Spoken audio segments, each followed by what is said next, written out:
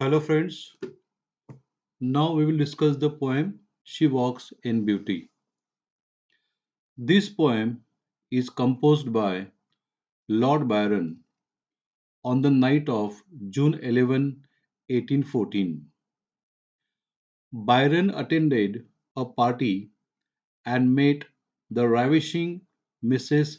Anne Wilmot, who was married to Byron's cousin, Robert Wilmot.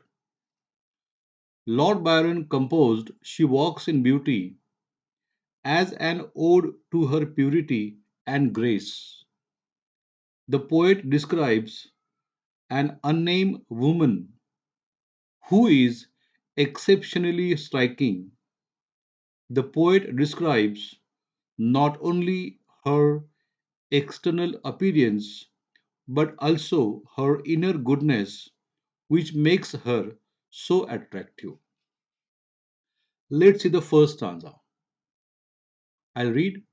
She walks in beauty like the night of cloudless climes and starry skies, and all that is best of dark and bright meet in her aspect and her eyes, thus mellowed to that tender light which heaven to gaudy day denies.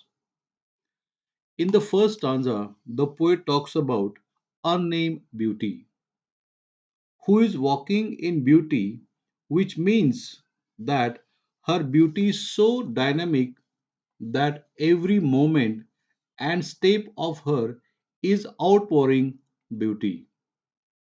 Friends, if you have noticed, the title She Walks in Beauty is in simple present tense and not She Walked in Beauty. It is She Walks in Beauty.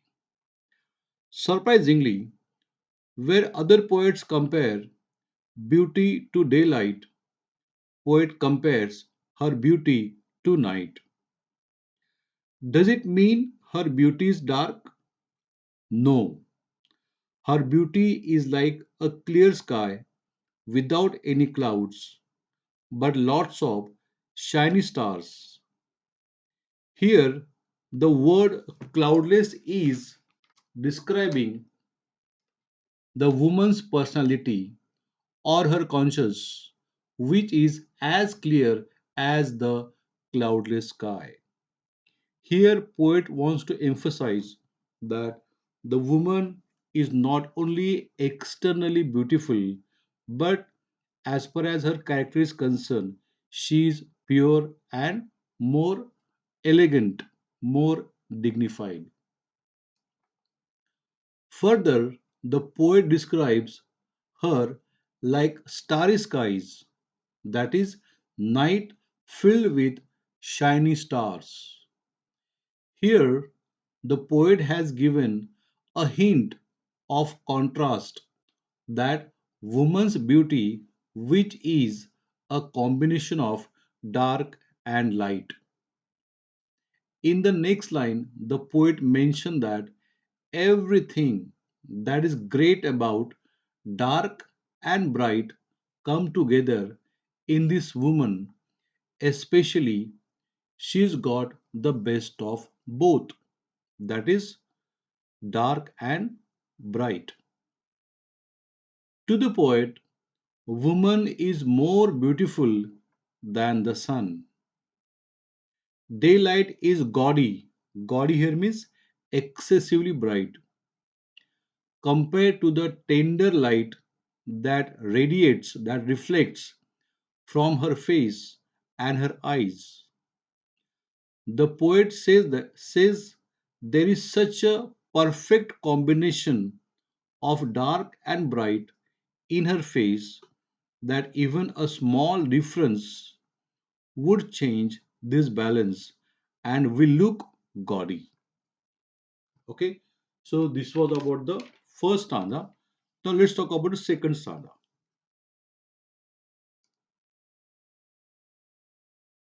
One shade the more, one ray the less, and half impaired. Impaired means damage. The nameless grace. Here, nameless grace means the woman who is described in this poem.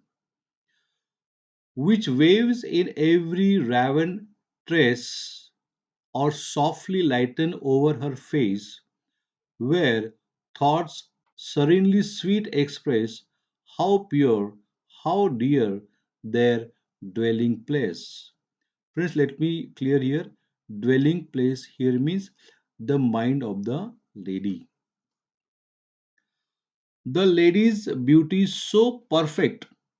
If you add one more shade or took away a single ray of light, it would half impair or partially damage the beauty.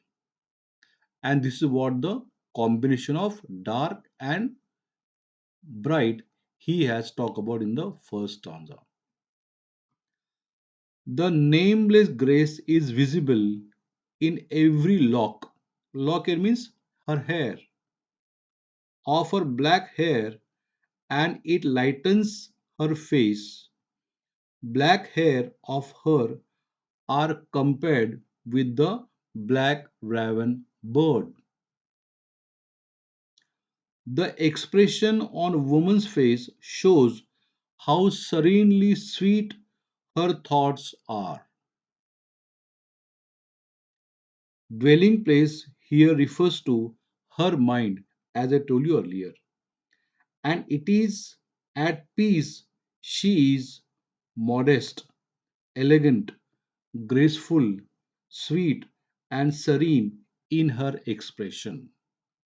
Friends, in the second stanza, poet has talked about her expressions, and she is more elegant, more dignified, graceful, royal, and classic in her expressions. Her expressions he has described as very serene, sweet, and pure. Her mind is also very innocent and pure. So, poet is not only talking about her external beauty, but he is also talking about her internal virtues. Now, let's talk about the third stanza.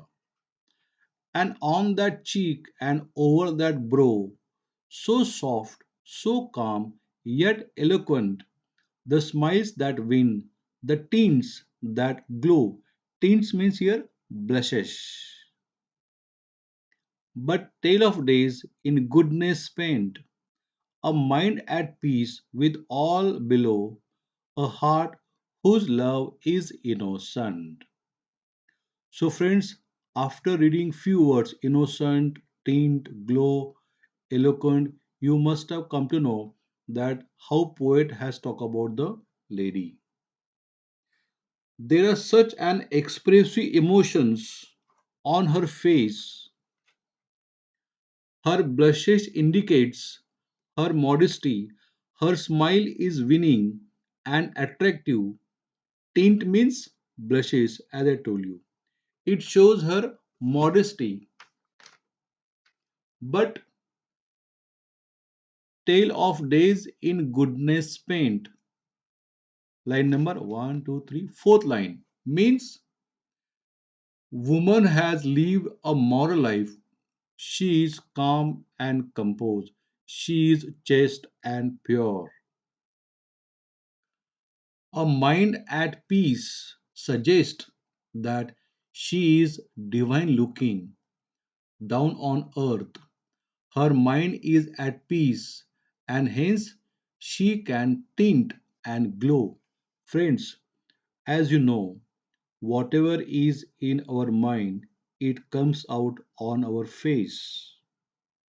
If you are angry, those expressions comes on our face. So the lady is so pure, so elegant, so classic, so graceful, so royal that all those emotions of her has come on her face.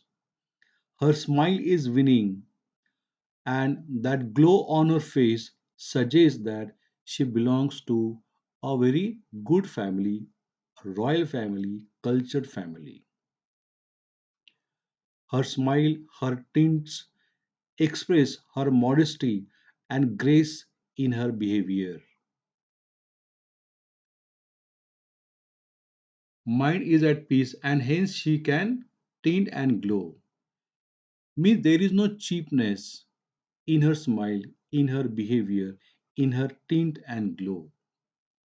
She is not disturbed and hence she is a mind at peace. In the last line, poet says, her love is innocent. By saying this, poet is emphasizing on the woman's purity because she is chaste, her love is pure and innocent. The poet not only praises her beauty but her virtues also. This is a poem of admiration. So, friends, if you have noticed in the last stanza, poet has talked about her expressions.